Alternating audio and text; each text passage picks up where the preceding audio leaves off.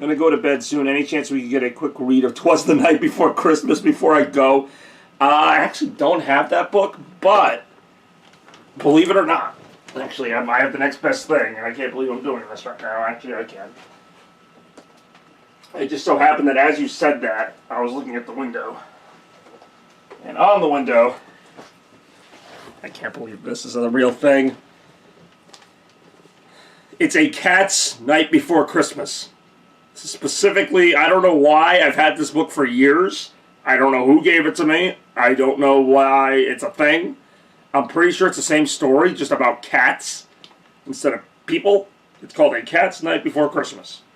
So if you really want to, I'll read this stupid book on the air. A Cat's Night Before Christmas, written by Henry Beard, whoever the heck that is, created by John Boswell, illustrated by Suzanne Ferris-Jones. I cannot believe it. You know, this book has been like in Christmas Central for years, and I don't think I've opened it since I was a kid. This is so stupid. 'Twas the night before Christmas, and all through the house, not a creature was stirring. I'd killed the last mouse. Actually, this is kind of funny. It's got a picture of a cat, and like the it shows like a mouse hole that's like all like nice. Perfect. Yeah, it shows a mouse that's like, basically the mouse hole's been condemned. I awoke from a catnap and prowled through the place for someone to play with or something to chase. Tucked up in their bedrooms, the humans all slept. As out through the premises, I casually crept. Actually fairly well written. I don't know why I've never read this. Yeah, the illustrations are kind of nice too. I don't know if you can really see it, but there's a cat going down the stairs. Kind of like a person would on Christmas Day. Okay, so, yeah, cat. From the edge of the mantle, the stockings were hung, but a foot or two higher than I'd ever sprung. They left out some cookies arranged on a plate, and a big glass of soy milk, a beverage I hate. And again, you see the cat there. Yeah, actually, a friend of mine, I'm kind of sad she isn't on the stream right now because she really likes cats. This would have been kind of funny. In a pot in the parlor, they'd propped up a pine, a toy-laden scratching post that suited me fine. But I'd already broken each low-hanging ball and trashed any ornaments that happened to fall. Okay, I actually thought this was like a kid's book. Like, it's actually pretty freaking hilarious. Like, this cat is just, like, destroying everything. It's like, illustrated like a kid's book. This is actually great. I'm glad we wasted our time doing this. It's actually a pretty long book, too. My cat door was shut tight. The wood bin was stocked. The plants had been brought in. The windows were locked. On the lawn was that white stuff that freezes my paws. I'll cough up 50 fur balls before that stuff thaws.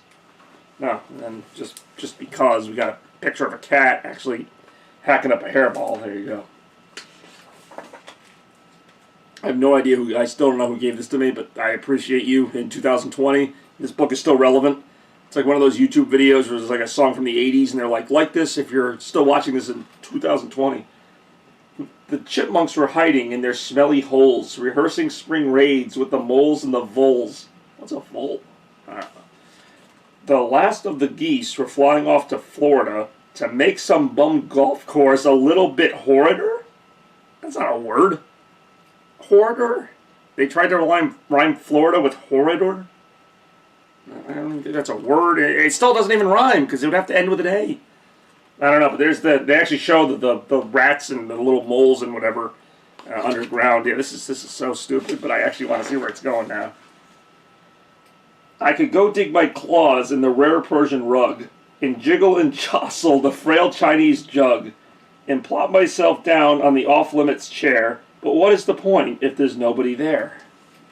And again, we see our little cat friend causing mischief, as cats traditionally do when nobody's around. To say I was bored, 'twould be putting it mildly. I was seized by a need to run around wildly. I zoomed down the hallway, a world record dash, then all of a sudden, I heard a slight crash. This is not episode 28. Hey, this book is catatonic, I'll have you know. Just by the way, this is a picture of the cat going across the rug there. Cheer up, Enrico. Can't read something heavy on Christmas morning like this. I may have brushed something left out on a shelf, though I think 'tis more likely it fell by itself. The key to these mishaps is pure nonchalance. A dignified retreat is the proper response. These are way too big of words for cats to be using. Just saying.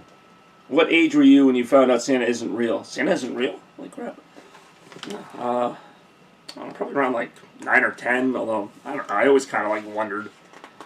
But I still like the idea, like even though, and I think I actually talked about this in a separate video, how like, you know, Santa's not real, but like we can still be Santa, like in a way, like the spirit of Santa's like still alive, and the fact that we can kind of just surprise people with gifts ourselves. We just don't come through a chimney literally, but there's that idea that, you know, like, ooh, where do these gifts come from? I strolled to the kitchen for something to eat, in hopes I would chance on a tasty cat treat. But twhat's in my food... I love how they use this Old English. But twhat's in my food bowl? A fowl's gooey guts? If I'd kill that thing, 'twould be tis and tut-tuts. What the heck is going on in this book? Jeez. I do like the little English things like torrent. On top of the counter, Birdzilla was thawing. On that big ugly gobbler they soon would be gnawing.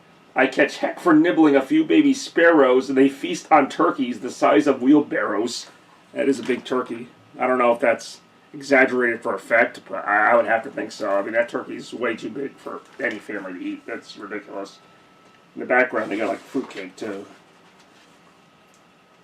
I was starting to ponder how life is unfair, when just at that moment, there came through the air a conspicuous whiff of that marvelous herb, an appetite for which no kitten can curb. I'm just going to skip ahead here and guess it's catnip, but that's kind of funny the way they phrase it, like it's some kind of like aphrodisiac. In the twitch of a whisker, off hunting I went, to track down the source of that tantalizing scent. The telltale aroma, the potent perfume of Nepeta cataria, oh luscious lagoon. Who the heck talks like this? Oh, luscious lagoon? What the? Come on. Enrico, favorite Christmas meal. I go Enrico, it's like become the second star of this thing. Yeah, so it's catnip. I don't know why we had to make this so. Well, maybe it's not catnip, actually. And there on the floor at the foot of the banister, its lid by its side, lay an overturned canister.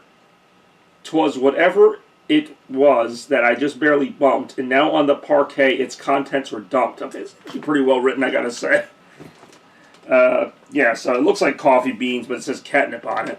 So I don't know what that means. Filet mignon and lighthouse potatoes? That's a Christmas meal? 'Twas a huge minty mound of delectable leaves, far better than mistletoe for cats' Christmas eves. And let me assure you no balsam or holly could make on this holiday yours truly so jolly. Yeah, I guess all cats can relate to that, rolling around in catnip. Damn, son. No, that's Enrico for you. Only the finest for him. That's all year round. I frisked and I frolicked. Oh, good, I haven't heard the verb frolicked in a while. I quite lost my poise when from up on the roof beam there came a faint noise. Are we finally going to get to the part of the story that has Santa in it? Because, like, I feel like this has just been a bunch of cat nonsense. Sorry to say. I pricked up my ears and I heard a soft clunk. Then a series of tip-taps and one final thunk. Thunk? That's a funny word. Actually, that's a funny picture. Oh, look at that cat. His eyes are, like, huge. They're huge. Oh my god, there's a cat Santa Claus. And it's got, like, mice instead of reindeer. This is ridiculous. I ran to the attic and stared through the skylight. Had that feline elixir played tricks with my eyesight. For there by the gutter, at rest on the ice, I espied a sleigh drawn by 8 pairs of white mice. I can't make this up. I don't have to. Someone else already did. That's freaking beautiful. There is a cat Santa Claus. Oh, let me guess. They're going to spell claws like claws. If they do, so help me God. On top of the sled rose a plump silver cat with a bell-studded collar and a red Santa hat. Get me off this darn roof, I heard him exclaim as he lashed at the rodents and called them by name. I can't wait to see what the names of these are going to be. Merry Christmas and good night. Hey, Emmanuel, what's up? I'm glad you stopped by, even if it was just for a second. Merry Christmas to you, too. Hope you're doing well. Staying safe, all that good stuff. Right now we're reading the apparently timeless classic, A Cat's Night Before Christmas. I can't believe I'm saying this. All right, let's hear... Oh, my God. These are the names of the mice. You guys ready for this? These are the names of the friggin' mice. Down dainty, down scrumptious, down toothsome and tasty, down morsel and mouthful, in meat pie and pasty, down juicy and chewy, in yummy and crunchy, down dumpling and sushi, in nacho and munchy. See, it's a cat, so like it's calling them all these like food things. Like, that's just ridiculous. These mice aren't even going to make it through the night. They probably aren't even the first mice that happened, but whatever. Wow, some of these words, this cannot be a kid's book. When on terra much firma, they safely alit. He jumped from his perch, and I knew 'twas Saint Kit. Okay, admittedly that's more clever than calling him Santa Claus. New Christmas tradition. Hey, what's up? Joesus? I don't even know what to make of that. But, no, we got more viewers popping in even at this late hour. So yeah, we got Saint Kit instead of Saint Nick. His fur was alabaster. How many kids know the word alabaster? Come on. I don't think I learned that word until I was 25. His fur was alabaster, his booties were black, and over his shoulder he lugged a huge sack. I mean, if I'm to believe this story, which to this point was a little weird. Yeah, look at this sack of toys or whatever is bigger than the freaking turkey from before. Like, there's no reason why this cat should be able to carry this thing. This is a long book, by the way. The cat door banged open. I heard him clomp in. He clunked and he clattered and made quite a din. Who uses these words? Saint Kit. He clunked and clattered, made quite a din. As quick as a wink down the stairs I did scoot, but he'd hopped through the hatchway and left me his loot. I didn't even realize he wears boots. Why would a cat wear boots? It seems terribly impractical. And there in the parlor, piled under the tree, were oodles of presents, and all just for me. I dashed to the window and peered through the panes. I watched him remount and take hold of the reins. I'm just kind of looking at the toys that the cat got. Looks like there's like a trout. There's a cat carrier with a ribbon on it. There's some kind of wind-up bunny. There's a box that says assorted small breakables. And there's a couple other things that are wrapped, so you can't tell what they are. It's Jake from work. Oh, nice. How you doing, man? I'm about to head to bed, but yeah, you too, man. Thanks for stopping in, albeit briefly. See, this is what I mean. Christmas, bringing people together. Bringing the people together. From all walks of life. This is such a long book. This still isn't over yet. The original Night Before Christmas would have been over like more than that, 4 pages ago, I don't know. He mustered his scurriers and sat on his seat. They squeaked and they chittered and stamped tiny feet. And as they flew off with a crack of his rat whip, Merry Christmas, he called out and lay off the catnip. Wow. Wow. Okay, we just read this book that has been sitting on my windowsill for well over 5-10 years now. And I'm not saying I never read it, because I'm sure I did before, but wow.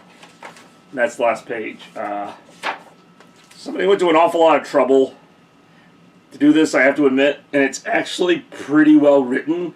In fact, the cat's version of it is better than the human's version of it. The human's version is like, oh yeah, there was a big clatter, there's Santa, oh no, now he went up the ladder. Like, it's kind of boring compared to this.